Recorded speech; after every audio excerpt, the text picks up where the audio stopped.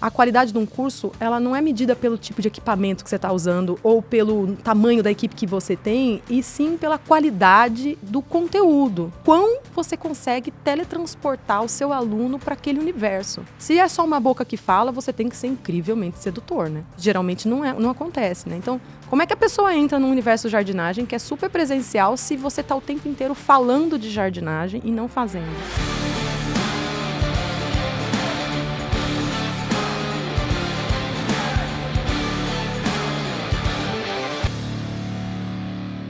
Estamos começando mais um podcast, A Sociedade Digital. Eu sou Fred Petrucci, eu estou aqui com Rodrigo Vinhas e Lucas Puerto, e hoje nós temos um convidado especial, Carol Costa e Alexandre Pavan, aqui, e nós vamos falar hoje sobre nichos alternativos, aqueles nichos que você olha e fala assim, não tem como isso aqui dar certo, eu acho que não vai dar 7 dígitos, mas tem gente fazendo 7 dígitos com milhões de seguidores, e é sobre isso que nós vamos falar hoje, como você escalar esse tipo de nicho que é alternativo. Então, para começar aqui, Carol e Alexandre, sejam bem-vindos ao nosso podcast, A Sociedade Digital. E antes da gente entrar nesse nicho, você tem muita coisa para falar, vocês fazem 7 dígitos, vocês vendem tickets que são fora do valor comum aí que a gente está acostumado. Mas para o pessoal conhecer um pouquinho vocês, que a gente já conhece, a gente tem aqui, eu vou ler, tá? Porque ficou muito bonita a sua introdução e depois você fala um pouquinho sobre o seu negócio. Primeiro de tudo, eu queria falar que eu sou muito fã dessas duas pessoas. São pessoas que a gente queria trazer muito aqui no podcast, a gente é encantado com o trabalho deles e eles estão definitivamente imprimindo um pouco de classe para esse mercado. Que isso, que moral, né? Bom, e nós somos ouvintes assíduos e muito frequentes do podcast. É verdade. Fazem parte dos 3 que eu ouvo toda semana. Junto com a mãe do Lucas.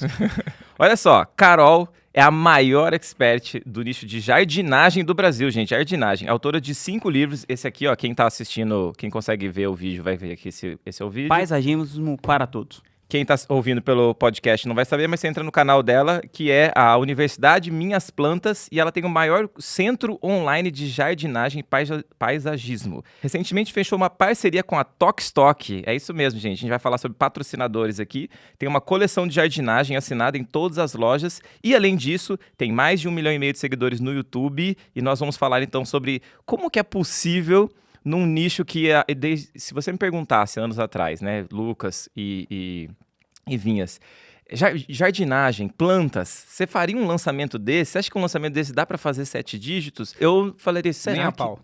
Pois é, né? 3 anos atrás eu falaria nem a pau. Nem a pau. Nunca faria. E aí, um belo dia, a gente tá lá no Mastermind do Vinhas e vem o Lucas Gilbert, os meninos da VK e fala assim, gente... Gilbert, Marcelo Távora, Gabi Salles. E eles falaram, fizemos um lançamento gigantesco, e depois a gente vai falar sobre os tickets aí, com o nicho de jardinagem. Ficou todo mundo interessado em saber sobre isso. Em e hoje choque. Vocês estão aqui em choque. Em choque, e 2, 3 anos depois vocês estão aqui, já explodiram muito. Conta um pouquinho da sua história, porque olha só, eu fui ver no seu canal, 2010 é o primeiro vídeo seu no YouTube, eu não conheço ninguém que tem mais tempo de YouTube do que você, eu particularmente, pode ser que exista, né, mas eu não conheço. Então conta a sua jornada de começar a produzir e hoje fazendo lançamentos aí de múltiplos 7 dígitos. Pior que você fazendo essa apresentação, eu não sei te responder como é que a gente chegou nesses resultados se não fossem os Vikings, tá? Eu não sei te responder. A gente levou quase 10 anos para chegar em 1 milhão de inscritos no YouTube e levou mais 1 ano só para fazer mais 500 mil. Ou seja, esse número, esse crescimento tão expressivo tem tudo a ver com a nossa parceria com os meninos da VK. A gente teve um olhar para o YouTube que a gente nunca tinha tido antes, né? Com uma intensidade muito grande. Dobramos no número de vídeos que a gente fazia. Mas essas coisas a gente já tinha testado antes e não tinham dado esse resultado, pelo menos não numérico. Em termos de qualidade, a gente estava sempre buscando coisas mais legais, né? Fazer vídeos mais bem filmados e tudo, mas do ponto de vista de alcance, né, dessa mensagem, a gente só conseguiu fazer isso graças aos Vikings, meus guerreiros Vikings maravilhosos. Então, eu saí do jornalismo, eu sou jornalista por formação, meu marido também é, e eu saí do jornalismo por causa de uma depressão, bem simples assim, né? Eu fui percebendo que a minha luz interior foi se apagando. A sensação que eu tinha é que eu tinha que ser arrastada para fora da cama para ir trabalhar. Não foi algo específico. Tipo, houve uma crise X que me fez sentir assim. Eu comecei a trabalhar antes de fazer faculdade no jornalismo, num jornal no interior de São Paulo. E quando eu entrei na faculdade, já tinha 1 ano de experiência. E eu queria muito. Eu fui a primeira dos meus primos todos, e inclusive dos meus tios. Tirando um tio, eu fui a primeira pessoa da minha família estendida a fazer faculdade. E foi muito sofrido, né? Para conseguir batalhar e vir sozinha para São Paulo e pagar minha faculdade inteira. Fui eu que paguei minha faculdade. Foi muito difícil. E aí, quando o jornalismo começou a morrer, eu fiz o que qualquer pessoa que foi apaixonada faz. Você tenta resgatar a relação. Então, eu tentei muito fazer acontecer esse jornalismo de volta dentro de mim. Eu mudei de área, eu experimentei outras coisas. Só que nessa época, eu já trabalhava na maior editora jornalística do Brasil, uma das maiores da América Latina, e num super cargo. Então, eu comecei a me sentir, além de triste, muito culpada. Você tá num lugar bom, ganhando bem, tem plano odontológico, tem bônus no fim do ano, e você tá se sentindo desse jeito, né? Por que você que não acha deveria. que a sua luz começou a se apagar? Eu acho que o jornalismo tem um lado muito tóxico. A gente está sempre atrás da desgraça, a gente está sempre atrás do erro, da corrupção, da denúncia e, principalmente, a gente está sempre amanhã, né? O jornalismo não existe no tempo de hoje, né? A gente está preparando a revista do mês que vem,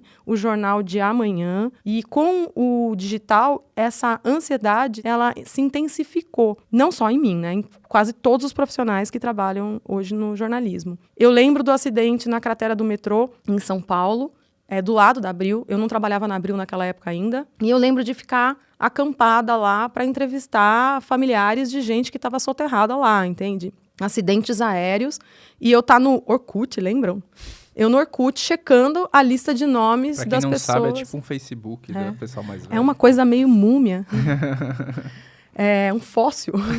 Eu no Orkut checando a lista de passageiros para ver se eu conseguia achar algum familiar para entrevistar. Então tem uma coisa muito tóxica. Meio mórbida. Muito, na origem do jornalismo. É claro que tem coisas incríveis, né? A gente tem uma fiscalização ali do uso do dinheiro público, né? A gente tem denúncias que são muito importantes e que moveram a história, né? Mas você tem Mas você esse percebeu lado... que não era o meio que você queria passar a sua vida ali. Eu percebi que eu já tinha feito de tudo. Como eu comecei muito cedo, eu já tinha feito House Organ, eu já tinha feito revista, eu já tinha feito jornal diário, jornal semanal, jornal quinzenal, jornal mensal. Eu já tinha feito moda, beleza, cotidiano. Eu tinha trabalhado na Folha de São Paulo. Eu fui a editora mais jovem na Folha de São Paulo, na época em que eu trabalhei. E eu sentava numa mesa com 20 editores, só tinha 2 mulheres. Eu e a secretária de redação. Todo mundo lá falando 3 ou 4 línguas e eu mal falando inglês. Então, tem algumas coisas assim que eu já tinha feito, já tinha pago para mim tudo que eu precisava,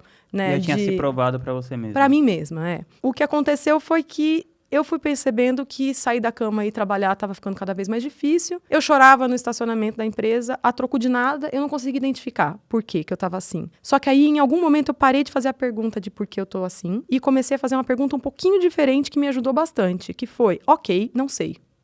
Não sei. Pergunta nova. O que eu posso fazer que me deixa com a sensação de luz acesa, então?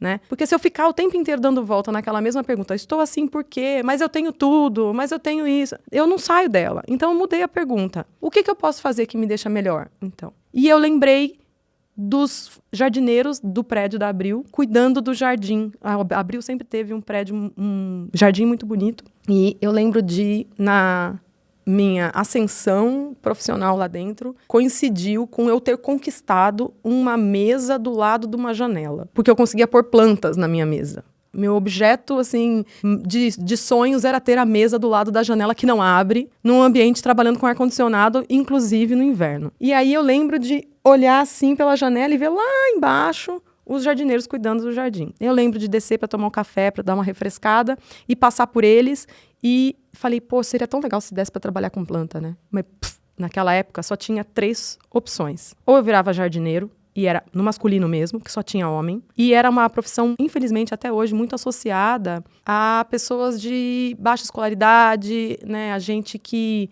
Sem opção na vida, né? Sem opção, exatamente. Infelizmente. A outra possibilidade era eu virar paisagista. ainda tinha um pouco de mulher no paisagismo, poucas, mas ainda era uma profissão prioritariamente masculina, e o oposto do jardineiro, né, do perfil do jardineiro. Era uma profissão coisa de gente extremamente rica. elitista. Muito. Então, eram pessoas que tinham feito arquitetura e que tinham um convívio, né, social de gente que tem casa com um jardim tão grande que dá para você chamar alguém para escolher as árvores do seu jardim. E a outra opção era virar florista e trabalhar com flor de corte, buquê de noiva, evento, né? E a única coisa que eu sabia que eu não queria trabalhar com esse nicho. E aí, pensando nas plantas plantadas, então, ou era jardineiro ou era paisagista. Aí eu consegui sair de um jeito glorioso, um jeito Casa de Papel, assim. Eu tive que demitir um colega que tinha sido contratado depois de trabalhar 7 anos como freelancer. Ele estava super feliz que ele tinha sido contratado. E ele estava na lista de demissão 3 meses depois.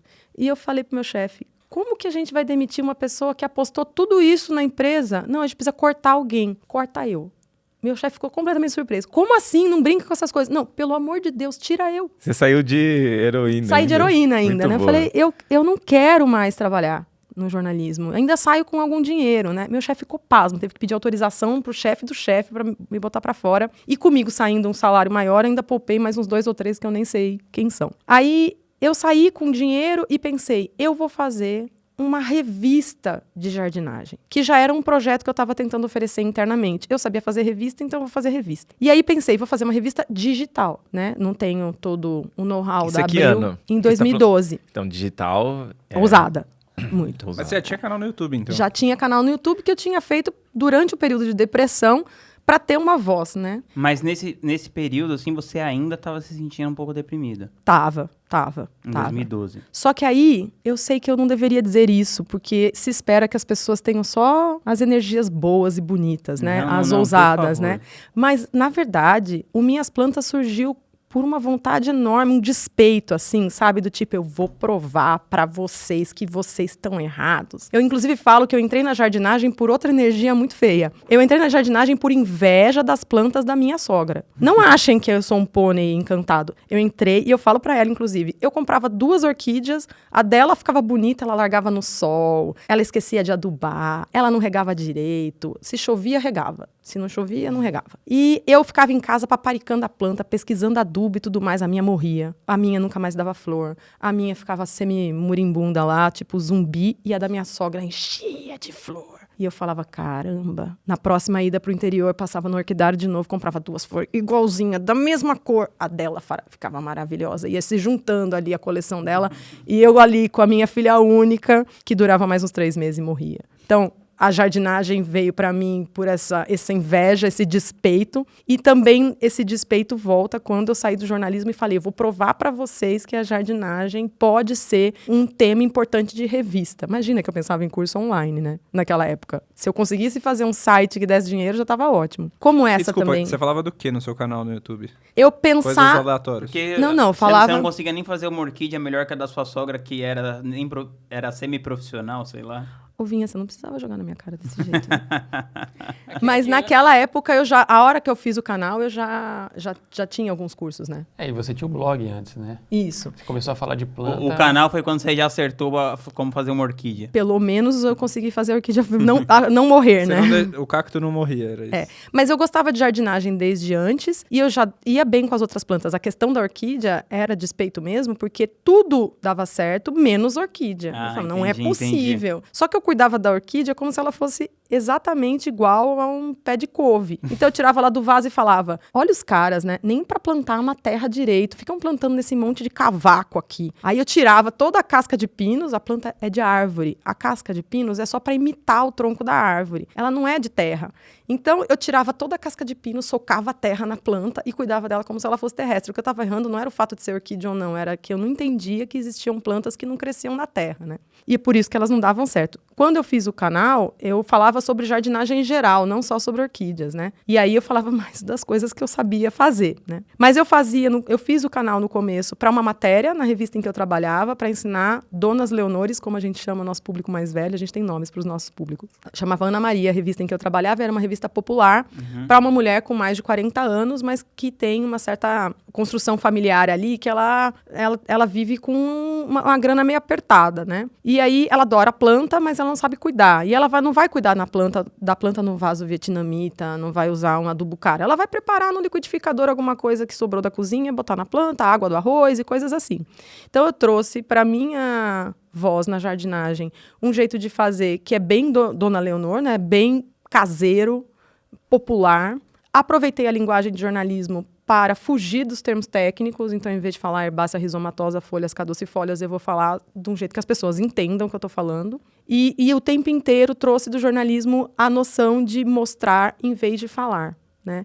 Que era uma coisa que eu sentia falta em outros nichos e que eu achava que no universo da planta não tinha por que não usar. Até porque a gente tem um público ainda hoje, né, mesmo com a explosão da jardinagem pós-pandemia, a gente tinha um público muito analfabeto em planta. Então é difícil você ensinar alguém que dá para fazer a batata frita, a batata assada, o purê de batata, se a pessoa não sabe a diferença entre uma batata e um feijão, entende? É difícil. E isso acontece no universo da jardinagem. A pessoa não é que ela não sabe cuidar do girassol. Ela não sabe que cuidar de girassol é igualzinho a cuidar de tagetes, porque ela nem sabe o que é uma tagetes. E ela também não sabe que é igualzinho a cuidar de, sei lá, de uma gérbera, porque ela também não sabe o que é gérbera. E as plantas são irmãs. Carol, mas peraí, vamos segurar nessa linha do tempo, na questão pessoal, assim. Eu queria que você fizesse essa conexão, assim. Como que você estava pessoalmente, tipo, em 2012... E como que você foi saindo dessa coisa que você coloca como... que você estava se sentindo, assim, pessoalmente pra dentro, assim, sem luz, né, em 2012. E aí você começou a montar esse projeto. Como que você foi desabrochando junto com esse projeto? Como que foi esse desabrochar em conjunto? Teve esse paralelo ou não necessariamente uma coisa com a outra? Teve.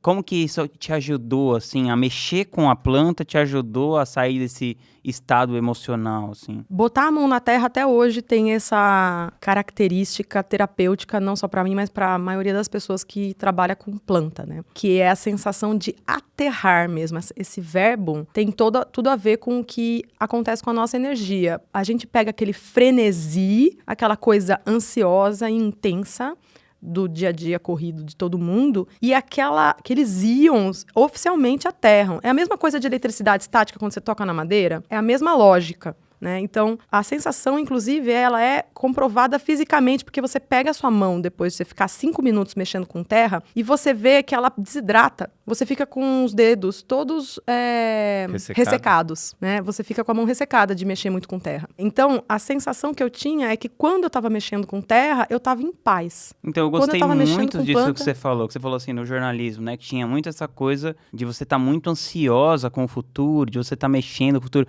Mas o que eu não entendi é que você falou assim, eu olhava pro pessoal trabalhando lá, mexendo com a terra, e eu pensei em trabalhar com isso. Mas você pulou direto vou trabalhar com isso, abriu uma revista disso? Ou você ficou um período, tipo, mexendo nas suas plantinhas na sua casa? É isso que eu não entendi, assim. A jardinagem já era um hobby. Ah, já era um hobby. A jardinagem já era um hobby desde que eu vim para São Paulo fazer faculdade. Minha mãe colocava plantas na minha mala e eu tentava fazer as plantas da minha mãe ficarem vivas para não tomar bronca. Ah, tá.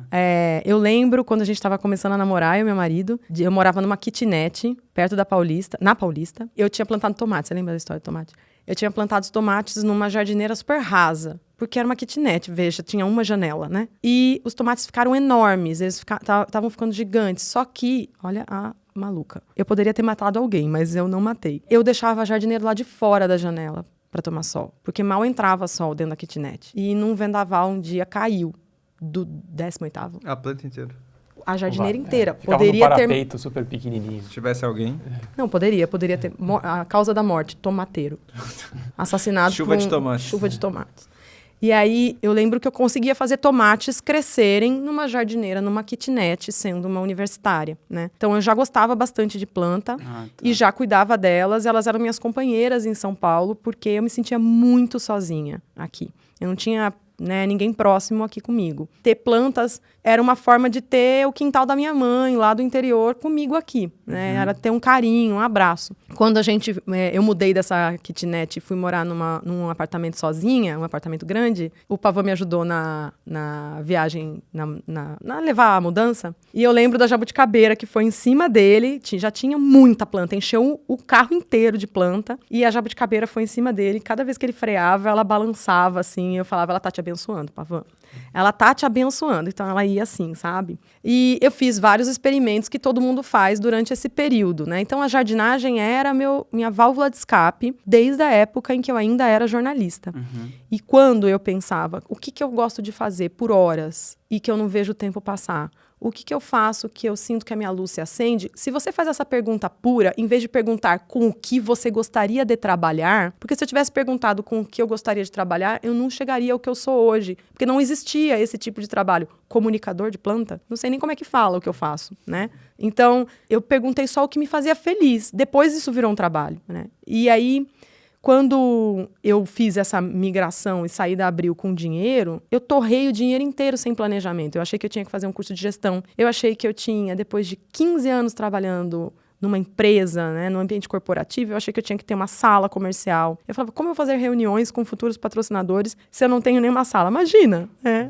Falar isso nos dias de hoje não tem o menor sentido, mas naquela época eu achava que eu tinha que ter um lugar onde eu vou tomar um café, né, para fazer uma pausa do trabalho. E eu estava muito influenciada também por um crescimento de livros e de capas de revista, faça 1 milhão antes dos 30 e coisas assim. E eu pensava, cara, eu já tenho 30, eu não fiz 1 milhão, eu não tenho nem ideia de quando eu vou fazer 1 milhão, eu não sei nem se vai ser nessa vida. Com planta ainda, né? Não, com jornalismo, né?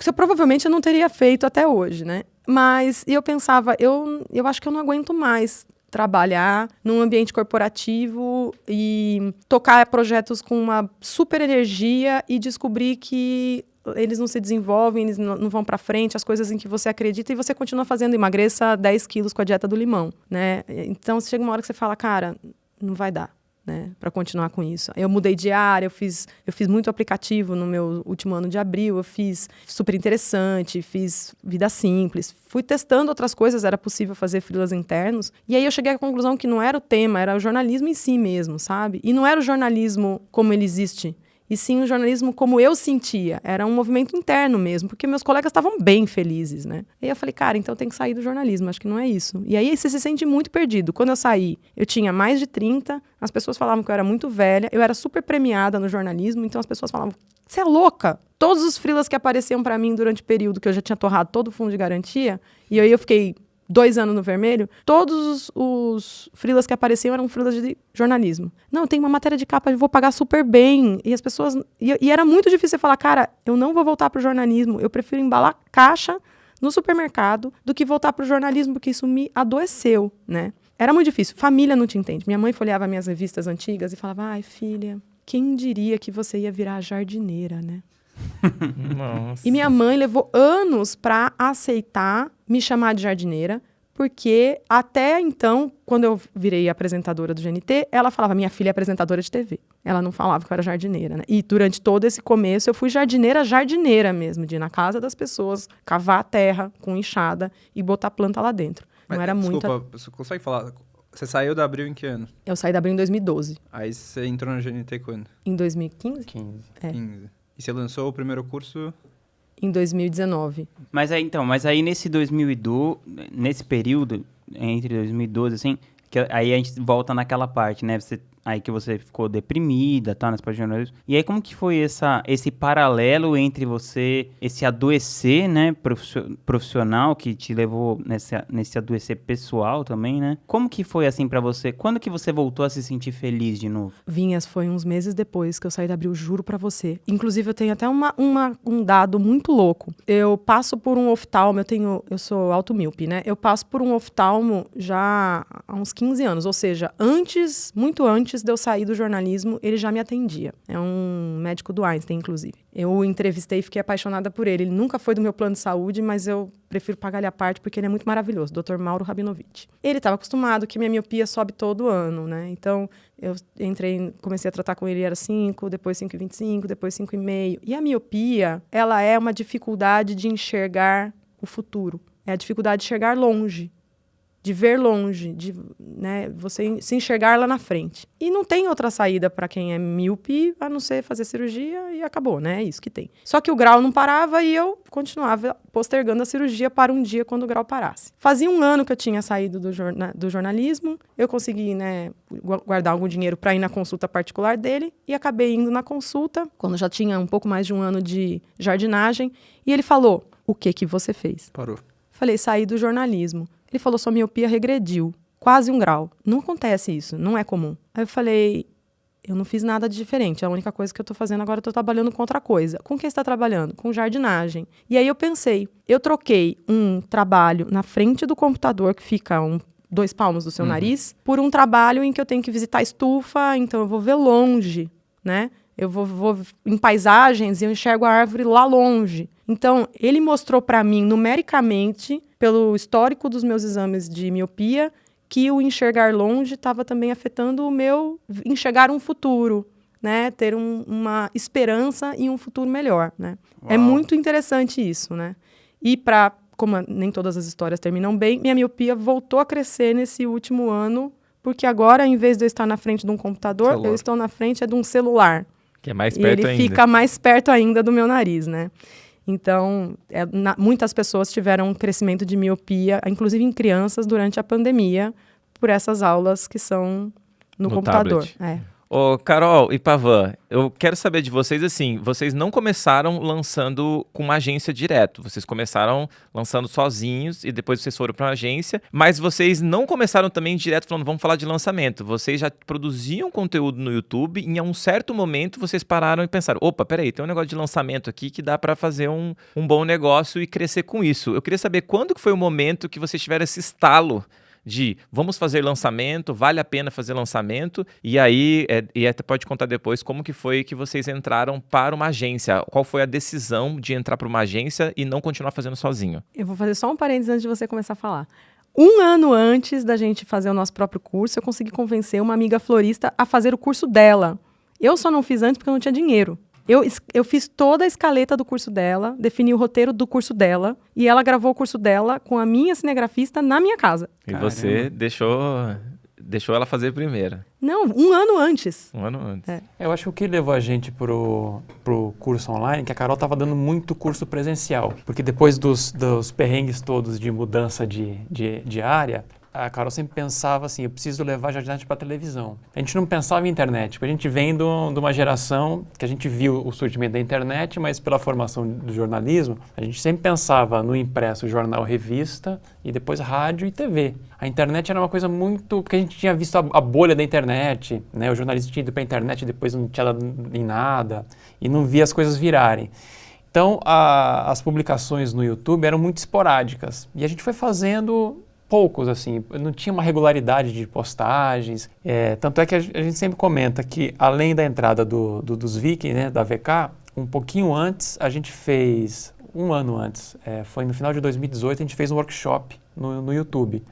O canal Minhas Plantas fez 100 mil inscritos e eles convidaram a gente para participar de um workshop, foram 3 dias. E aquilo abriu a cabeça, o memezinho da explodir foi aquele workshop pra gente. Porque a gente viu que a gente sempre batalhando assim para ter mais inscritos e tal, e a gente percebeu ali que alguém que tinha muito menos inscritos que a gente já vivia do YouTube. E a gente não conseguia fazer virar. A gente falou, tem que mudar. Que eles tinham outros modelos de receita que vocês não estavam enxergando.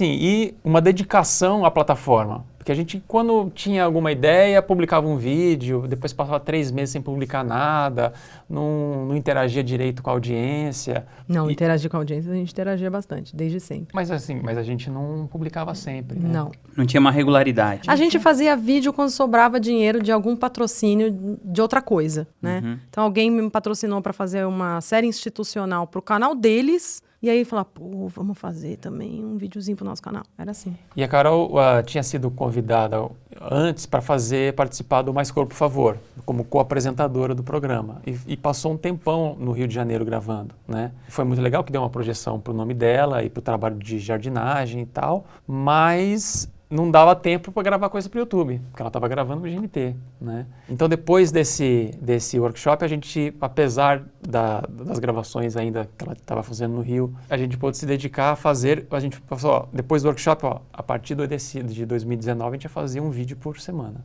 Não importa o que aconteça, a gente ia fazer uma E regularidade. foi fácil fazer.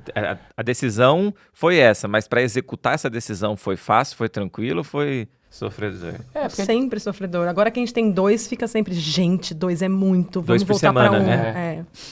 Mas a gente conseguiu fazer o ano inteiro, e daí no meio disso, daí surgiu a Louca das Plantas, né? Ela saiu do Mais Corpo por Favor no GNT, e o GNT convidou para fazer um programa só de jardinagem. Com o YouTube, daí a gente produzindo coisa, e ela, A Louca das Plantas, ganhou projeção e ela começou a dar muita aula. Aí ela passava todo final de semana fora de São Paulo. Às vezes estava dando aula em Salvador, saía de Salvador, ia para Brasília, e chegou o final do ano esgotada, né? A gente falou, não, vamos tentar escalar isso de uma outra maneira e vamos gravar um curso online.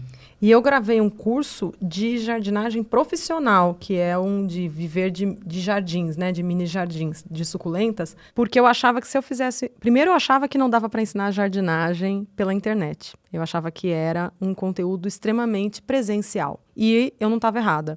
A gente aprende na internet, mas a prática é toda presencial, né? É necessário que você tenha terra, planta, adubo e coisas assim. Por outro lado, também eu enxergava que eu estava dando tanto curso para um público de formação que despontavam alunos no meio desses cursos querendo viver disso. Então eu pensava, vou criar um curso online que não concorre com os meus cursos presenciais. Então, eu não vou ensinar jardinagem básica no online, eu vou ensinar só para quem quer trabalhar com isso, né? Aí você não canibalizaria seu produto Exatamente. físico. Meu produto principal, que naquela época ainda era o de cursos presenciais. Quantas pessoas tinham num curso, só para ter uma noção? Eu fiz um curso memorável na Leroy Merlin de Campinas, com 200 pessoas, que não dava nem para fazer uma foto da turma. A gente conseguiu fotografar a turma pelas câmeras de segurança. As câmeras que ficam no trazer teto. Um drone para você. Quase isso, de tanta gente enfiada no meio dos corredores ali, né?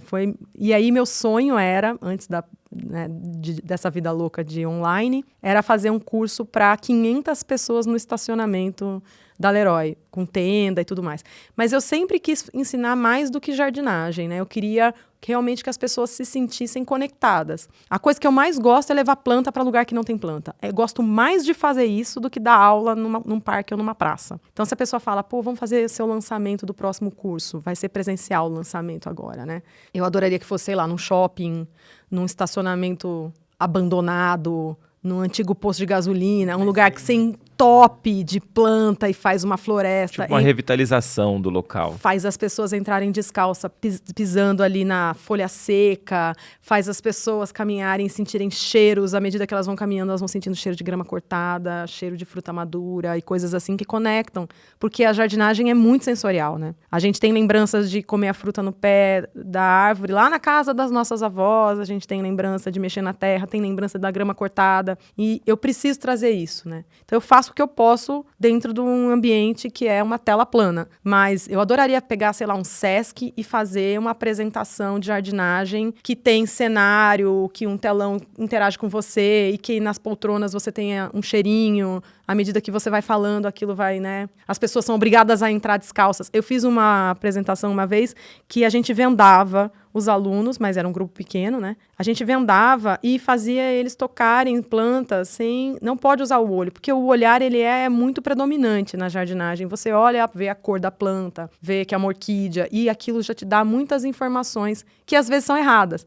Então eu falo, vocês precisam aprender plantês, esquece o nome em latim da planta. Com o olho vendado, toca. Parece uma coisa mais úmida, sua mão te diz se ela é uma planta que tem bastante água já no corpo e você vai molhar menos, ou se ela é uma planta mais seca. Põe do lado do ouvido e dá uma amassada na folha. Tem som de papel seco? Ou tem um som mais úmido e crocante, parece que faz um teque, assim, como uma folha de um repolho, né? E aí era muito legal ver isso. Então, meu desafio era como eu trazia essa questão que é tão presencial para um universo digital. Então, eu duelei muito com entrar na jardinagem online, porque eu própria não acreditava que isso era possível. Mas isso é um desafio de muitas pessoas, muitos experts que são do mundo presencial, né? Eles já estão no offline que a gente fala, né? São psicólogos, terapeutas, enfim, qualquer tipo de pessoa. E aí essa virada para o digital às vezes tem uma barreira. Não dá para gravar um curso online, não dá para fazer uma mentoria online com uma pessoa. Então às vezes tem essa barreira. Você quebrou essa barreira e como que foi o primeiro lançamento? Conta pra gente assim, a experiência do primeiro lançamento e depois indo para VK, que é uma agência, né? Ajudando vocês.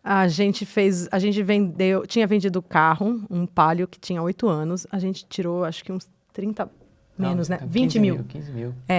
Uns 15 mil que a gente deixou guardado. Esse dinheiro vai para o próximo curso. Aí a gente completou com uma grana própria, metade eu, metade o PAV, e esse virou o dinheiro para o investimento no próximo curso. O que a gente sabia é que a gente ia fazer... Curso, né? Pro primeiro. Sim, desculpe. O que a gente sabia é que a gente queria fazer um curso online com um padrão parecido com o que eu fazia no GNT. Então, tinha que ter uma apresentação bonita, tinha que ter uma vinheta, tinha que ter trilhas legais enquanto a pessoa estivesse assistindo, tinha que ter o detalhe daquilo que você está fazendo. Um cenário bonito, né? Um cenário bonito e o detalhe. Então, você está ensinando a pessoa a plantar num vaso, né? Se você vai falar para ela que essa planta aqui tem que cortar a raiz num determinado ponto, a pessoa tem que enxergar. Então, não posso estar com uma câmera aberta, eu tenho que estar com uma câmera bem em close. Se eu vou tirar vantagem de ensinar online, eu tenho que pegar o que o online tem de melhor, que ele é superior ao presencial. Numa turma de 200 alunos, a pessoa que está no fundo da sala não consegue ver isso.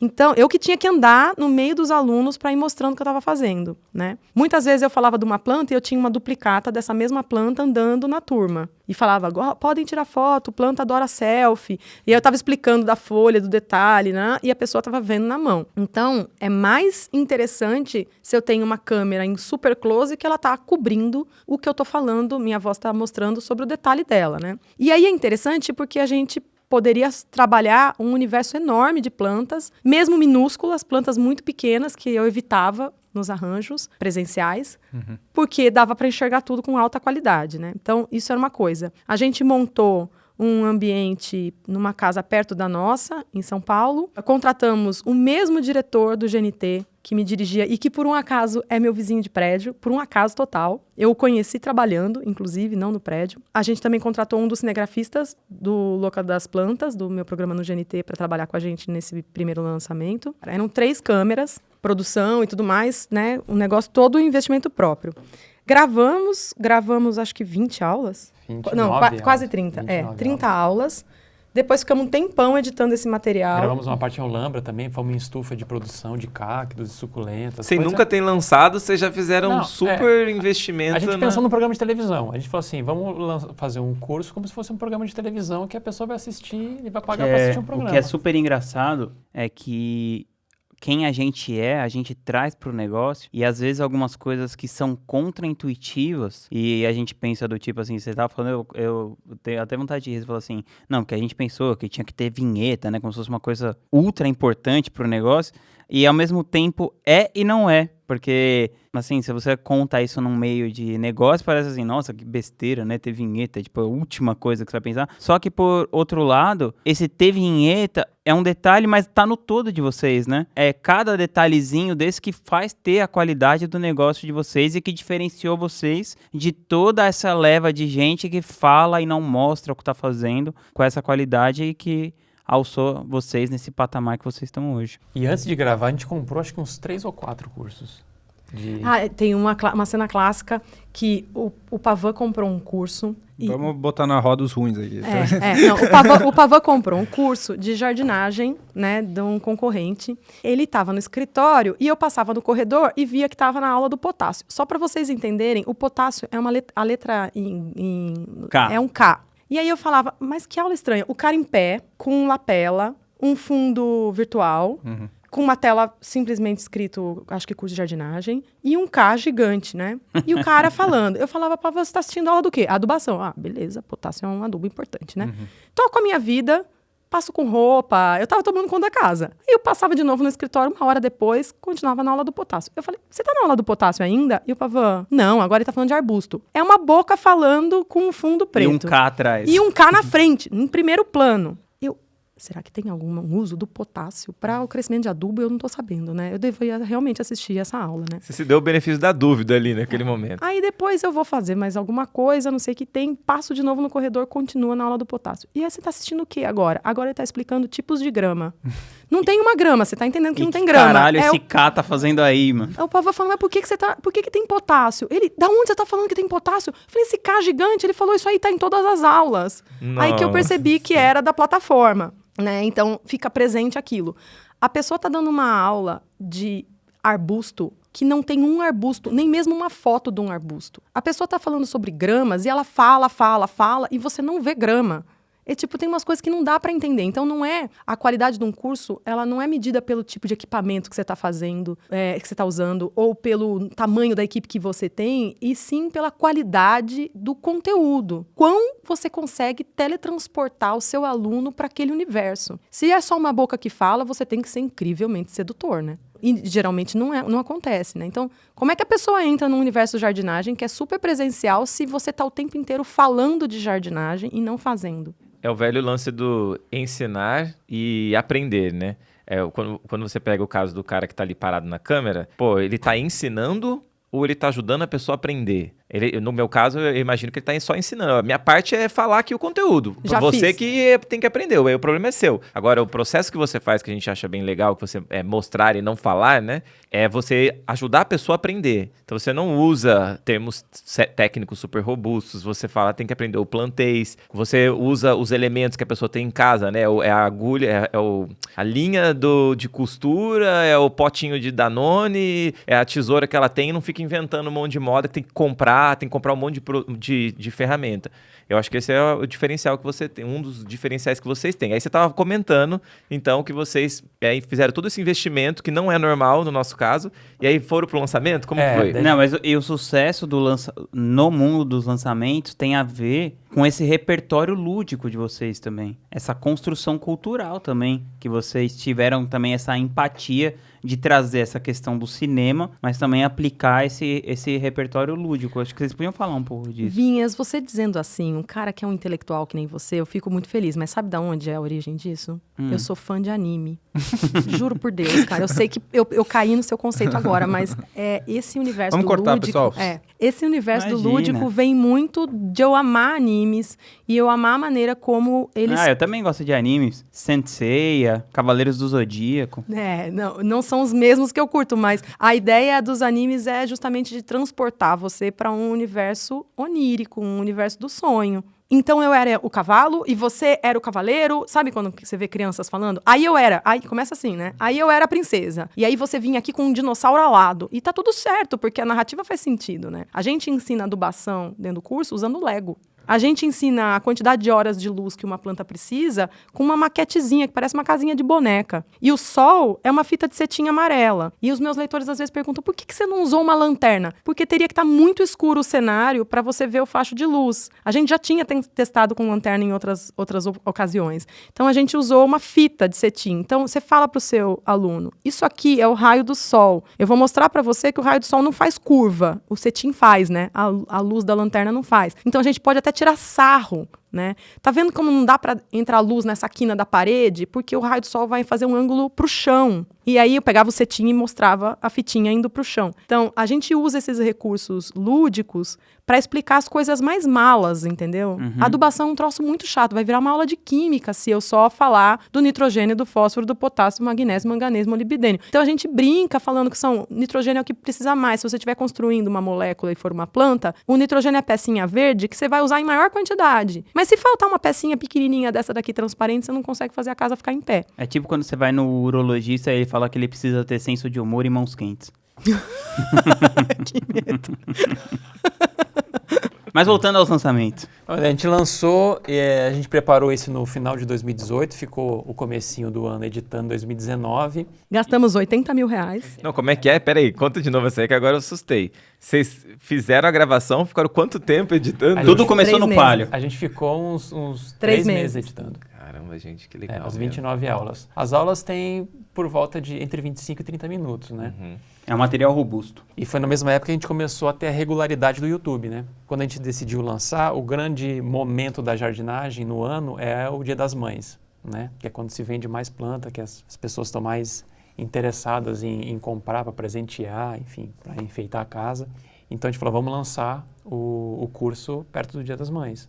E a gente não sabia nada de lançamento.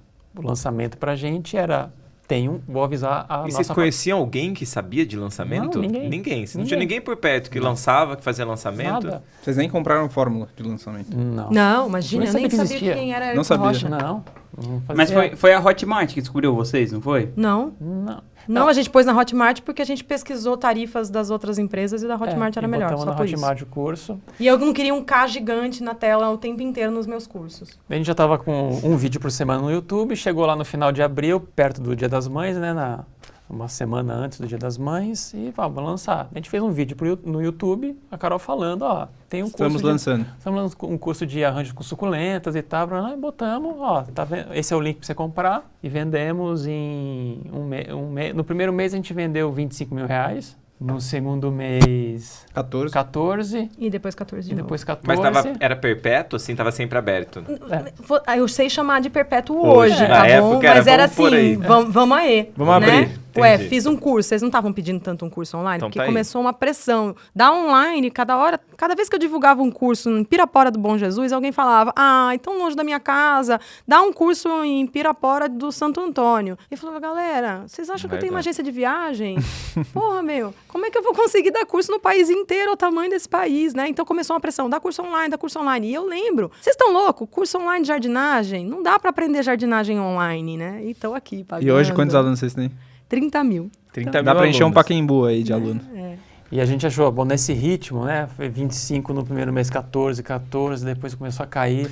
Só uma pergunta, o que vocês acharam do 25, assim? Foi um número que vocês falaram, caraca, dá pra vender? Ou foi tipo assim, nossa, a gente investiu 70 e faturamos 25, foi um fracasso total? Não, a gente não tinha ideia de... Mas e Não depois? tinha parâmetro. Depois, Não tinha parâmetro. depois não teve sensação nenhuma. Foi tipo, Não, a gente falou, fizemos 25, legal. Não, a gente Vocês queriam viver disso, né? Veja, a o gente nosso falou, foco nunca foi ganhar dinheiro. A gente não entrou nesse universo para ganhar dinheiro. A gente entrou nesse universo para eu não ter que passar todos os finais de semana do ano dando aula presencial. Foi por isso. falou assim, se a gente conseguir equilibrar a Carol viajar menos, ela vai continuar viajando e tal, ganhando uma grana, assim, e ao mesmo tempo a gente vender paralelamente um pouco. Nesse primeiro mês, o nosso pensamento foi, com 25, talvez em um ano a gente empate e depois começa a ganhar o dinheiro pra gente começar a juntar pra fazer um outro curso.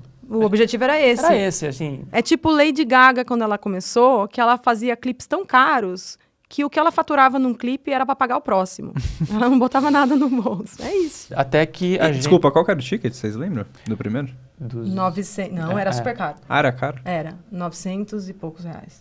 verdade. Era o ticket já pra alto, né? Então vocês venderam uns 25, 26 ali. Porque era um curso profissionalizante. Pra quem né? queria Pra quem queria trabalhar com isso. E eu pensava, se a pessoa é o equivalente a eu dar X aulas presenciais, né? Se eu fosse precificar em cima de aulas presenciais. Aí eu fiz um preço muito mais barato. Claro. Por causa da carga horária que tinha.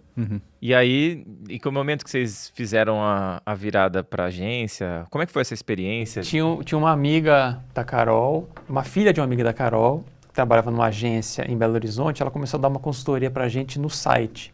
A gente começou a conversar com ela para dar uma ajuda pra gente no site e tal, que a gente queria dar uma melhorada. Ela trabalhava na Rock Content Ela conhecia o Marcelo da Rock Content. E a gente, no meio da consultoria, a gente falou, Malu, a gente precisa de uma ajuda aí, né, o curso. A gente contou para ela o que estava rolando no curso, e ela falou, não, mas vocês têm que falar com o Marcelo Távora. É um monstrão. É um monstro. Os cara, Aí você entrou no Instagram e tinha um cara com um chifre de... A gente nem Com procurou chifre ele no de- Instagram. Ela passou o telefone dele, eu mandei uma mensagem pra ele. Oi, Marcelo, a Malu, da Rock Content, me indicou você pra falar sobre tráfego pago. Tráfego O pago. que será que é isso, né? Será que envolve droga? Aí eu falei, ela falou que você é muito bom nisso, queria marcar uma reunião. Ele respondeu na hora, claro, vamos conversar. Marcamos uma reunião, ele e a Gabi. O Lucas estava nos Estados Unidos. E aí, aqueles dois moleques, né? Eu falei...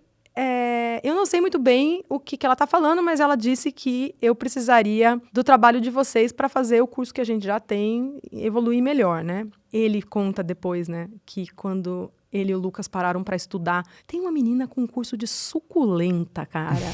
Você acha que isso vende, o Lucas? suculenta, eu nunca ouvi falar nisso na minha vida. E eles fizeram uma pesquisa entre eles e eles falaram, a gente nunca ouviu falar nisso, porque ela tem não sei quantos mil seguidores. Aí eles falaram, vamos fazer uma aposta. E eu lembro o que me chamou a atenção neles. Eles chegaram na segunda reunião para mim e falaram assim, é o seguinte, a gente vai te ajudar a vender, 50% de tudo que vocês faturarem com essa venda fica com a gente. O curso já estava pronto, né? Mas a gente quer, como um voto de confiança, a gente quer que vocês não ponham dinheiro nenhum nesse momento. A gente vai botar 10 mil e tudo que a gente faturar, a gente vai dividir meio a meio com vocês, beleza? Olhei pro meu marido e falei, beleza. Na hora a gente aprovou. Falei, tá bom, vamos testar. Eu achei 50% muito, porque a gente já tinha feito todo o curso. Mas eu pensei, eles estão oferecendo 10 mil, é sinal que eles estão enxergando que isso tem algum potencial, né? E 10 mil, para quem tinha feito um investimento de 80, era muito dinheiro. Era muito dinheiro. Eles estão dando 10 mil pra gente. Aí eu falei, bom, vamos fazer. Aí fizemos um teste, eles puseram realmente só 10 mil e o primeiro voltou 56 mil, né? Só pro nosso lado. Então voltou, tipo, 100 e pouco, né? 100 e poucos. Quase 120. É. Aí passaram-se alguns meses... Foi um meteórico esse primeiro lançamento, foi um meteórico. Exatamente. Não, e a gente, assim, aquilo era outro mundo pra gente. A gente não tinha ideia do que era aquilo. Quando vocês viram aquele monte de gente entrando num grupo de WhatsApp, gestão de um monte de grupo de WhatsApp... Cara, eles falavam assim, a gente tá contratando não sei quantas pessoas pra gerir os grupos. Grupos? Eu não participo de grupo de WhatsApp. Eu falei, como assim grupos no plural? Ele falou, porque só dá pra colocar 250 pessoas pro grupo. Eu pensando, 250 pessoas falando bom dia pra você? Ele falou, não, o grupo fica fechado. Como que vocês conseguem isso? Um milagre, né? Milagre. Aí, bom, depois que eles fizeram esse teste, que foi em agosto, né? Foi em agosto. Aí em dezembro eles falaram, agora a gente vai fazer um que não é mais tão teste assim, a gente vai realmente botar dinheiro. E vocês não vão, porque a gente não tinha dinheiro em caixa, né? Então eles falaram, vocês não vão pôr dinheiro ainda. A gente vai fazer um investimento de tráfego e depois, quando tiver feito todo o faturamento, a gente divide com vocês para vocês pagarem a nossa parte. Eu falei, tá bom. Aí a gente vendeu 300 e poucos mil, né? A gente fez um interno, né? Investiu quanto? 30 e poucos? 30, né? Foi por aí. E esse era o mesmo curso? Era o mesmo curso de formação de suculenta, que era 997.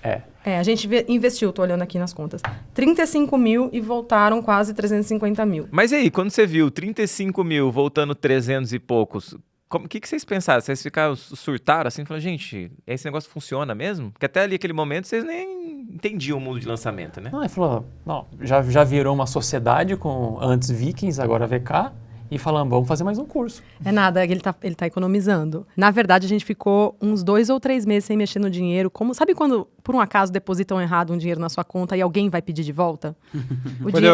Desculpa, só uma história rapidinha. Quando eu era estagiário de uma empresa, e depois que eu saí em dezembro, né? Acabava meu contrato, eu saí. E eles continuaram me pagando por 8 meses. E eu mandava e-mail e falava, pessoal, vocês estão vendo que tem alguma coisa errada? Eu não sei se, eu era tão bom que vocês estão curtindo. E aí, mas eu falei, não vou gastar esse dinheiro não é meu. E aí, depois de alguém percebeu, depois de 8 meses, juro por Deus. E aí eu tive que devolver tudo. Eu pensei exatamente a mesma coisa. Mas eu tive que devolver, o seu era seu. Esse dinheiro tá errado. E você não gastou? Eu não. Eu sabia que em algum momento iam descobrir, né? Que sorte, porque se fosse eu, mano, nossa, eu nem ia perceber que eles depositaram a mais, porque eu sou tão desorganizado. Pô, mas todos os meses no mesmo dia. Era exatamente o mesmo salário que eu ganhava. Era muito doido. Eu ficava vendo o dinheiro cair.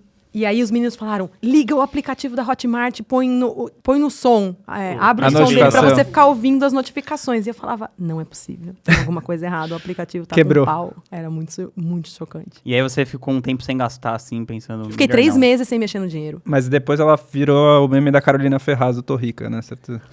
Pegou dinheiro e jogou na cama, né? Aquelas coisas bem... A gente tinha contado... Todo mundo faz, né? Todo mundo faz isso. A gente tinha contado pros meninos que a gente tinha gasto 80 mil reais pra fazer o curso, né? E eles ficaram pasmos. Depois eu descobri que o mercado não opera com esses valores, especialmente com os iniciantes. Ó, né? eu conheço poucas pessoas que gastaram mais de 40 mil para fazer um curso. O normal, assim, se você alugar um estúdio e 2 dias, talvez você vai gastar uns 20, 25 com edição e tudo, já é um super curso. Mas é o curso olhando pra câmera. Uma boca que fala. E a boca que fala só. Não é mostra é só fala.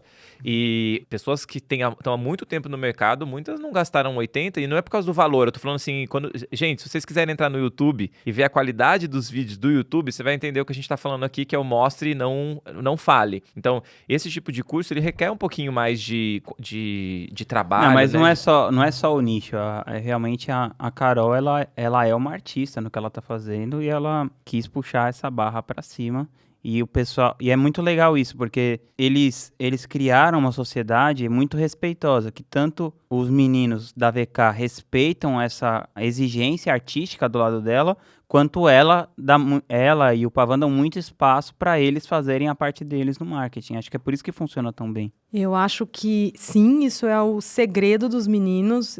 Não sei se foi uma coisa que eles planejaram, tipo, vamos deixar esses doidos fazerem esse negócio aí caro do jeito que eles estão fazendo, porque tá funcionando. Mas a verdade é que depois a gente soltou a franga, né? E a gente acabou de fazer um curso que a gente gastou 400 mil para fazer, né? Então, claro que a gente percebeu também que, assim como era super gostoso ter sócios que deixavam a gente trabalhar com liberdade, a gente precisaria aprender sobre marketing digital, que, inclusive, é um mercado muito preso a termos em inglês, e eu sou péssima de inglês. Então, eu percebia que eu ia ter que aprender inglês também para entender o que é ROI, né? O que é o... CTA.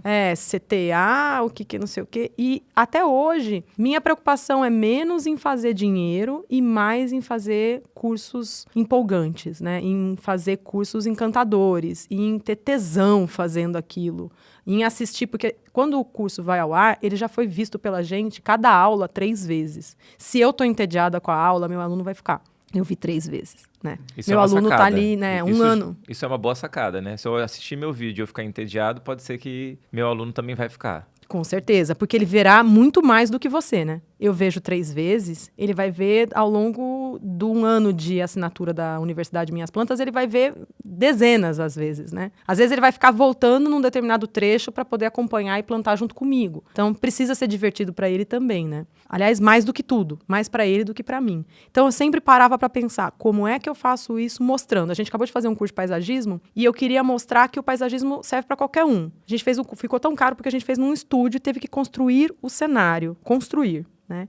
Então, comprar janela, né, porta, rodapé, a gente construiu mesmo uma salinha que encurtava. Então, eu falava, dá para você fazer um projeto de sol nessa sala. Aí a gente tinha um equipamento de luz que simulava um ambiente de sol.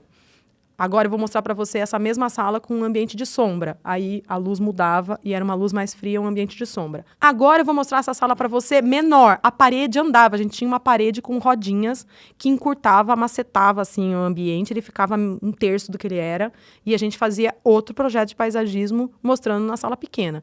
Então, isso para mim é o mostrar em vez de falar. Em vez de eu falar, olha, se o seu sofá não for de 2 lugares, se você tiver uma poltrona, em vez dessa planta, você pode usar essa outra. Eu fiz isso vendo. Tirava o sofá grande, punha uma poltrona, mudava o tapete, mudava o lustre, que era menor, e a parede encurtava para eu mostrar. Tá vendo esse espaço vazio agora, que ficou metade do tamanho? Agora nós vamos começar a botar planta de novo, você vai ver que vai funcionar o paisagismo do mesmo jeito. Isso envolve grana, no nosso caso, mas eu quero deixar claro que não é um investimento apenas em equipamento, estúdio e equipe. Você consegue fazer essas coisas com bastante capricho nos celulares, porque os celulares hoje têm alta tecnologia, têm imagem em 4K. Então, se você sabe o que você vai mostrar, além de contar, você consegue filmar todos os detalhes. Ah, eu estou fazendo um curso de bolo. Ótimo, você consegue deixar um celular preso com fita crepe no teto, outro celular preso num tripé, e você tem o insert. Não tem só uma boca ensinando a fazer o bolo, você tem a mão trabalhando, né? Então, eu acho que falta isso. A gente vê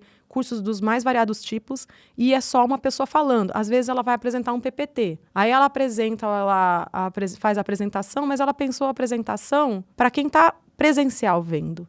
O tamanho de letra não é para a pessoa que vai assistir no celular. E aí não dá para você enxergar apresentação nenhuma. Tem uma mania desse mercado de usar fundo preto e letra branca. Isso dá pouco contraste. Se você for fazer um curso para um público mais velho, as pessoas não conseguem ler o que você está colocando na apresentação. Não à toa, os livros são impressos em folha branca com texto preto e não o contrário, porque o contraste é mais confortável para os olhos. E aí a gente percebeu uma coisa muito importante dentro do nicho de jardinagem, que existia um público aposentado com dinheiro na mesa e que não comprava porque ninguém falava a língua deles. A gente fazia os nossos lançamentos e colocava uma lousinha branca, lousinha mesmo. Olha que recurso mais simples. Essa lousinha de caneta piloto, né?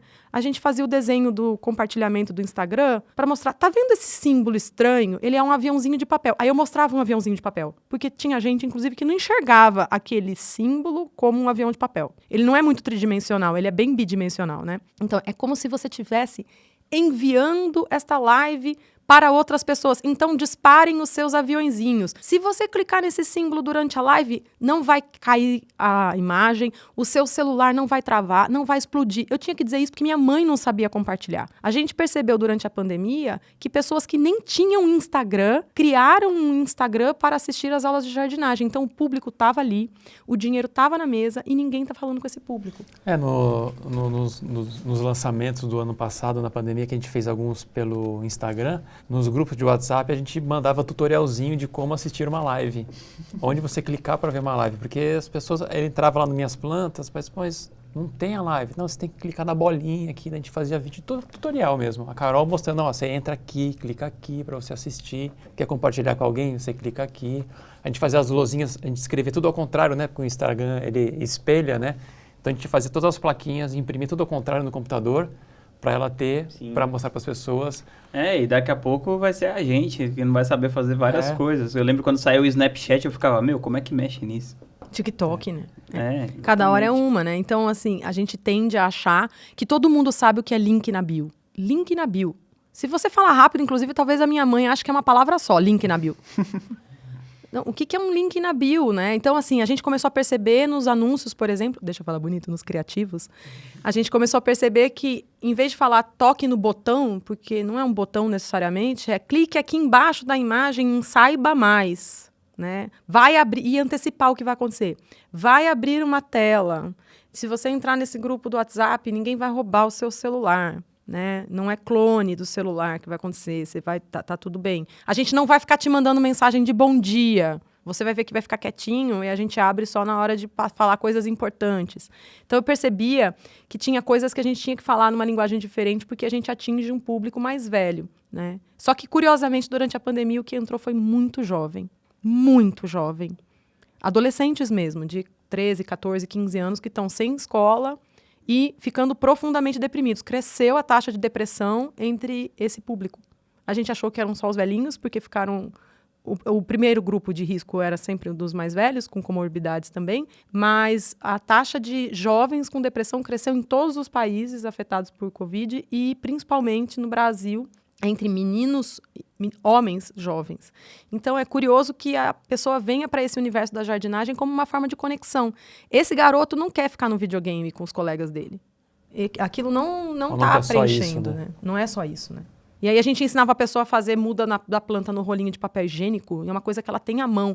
E o papel higiênico era um grande símbolo da mesquinharia durante o começo da pandemia. Não sei se vocês lembram, as pessoas iam para o supermercado e estocavam papel higiênico, né? E a gente estava ali ressignificando um negócio que simbolizou tudo de ruim do ser humano, ser incapaz de enxergar o próximo, e falando, cara, você consegue fazer mudinha de planta comestível e ainda deixar na porta do seu vizinho, sem contato físico. Carol, como que você enxerga o seu negócio digital, assim, no futuro? Qual que é a sua perspectiva de futuro, assim? Eu acho que tem esse lado legal da planta, né, de trazer para o presente, mas como que você planeja, assim, agora que tanta coisa boa já aconteceu, o que seria de mais legal, assim, que poderia acontecer para o negócio de vocês? Qual que são as perspectivas? Eu sonho em criar uma escola física, provavelmente em Olambra, cidade das flores, que é o nosso polo produtor, e uma escola usando técnicas de bioconstrução, então parede de barro, o sistema todo de refrigeração natural, usando ventilação cruzada e coisas assim. Eu imagino que seja um local que possa abrigar uma turma pequena de alunos presenciais, uns 20 alunos, então que você seja também uma espécie de uma pousada, e que os chalés sejam construídos pelos alunos em aula.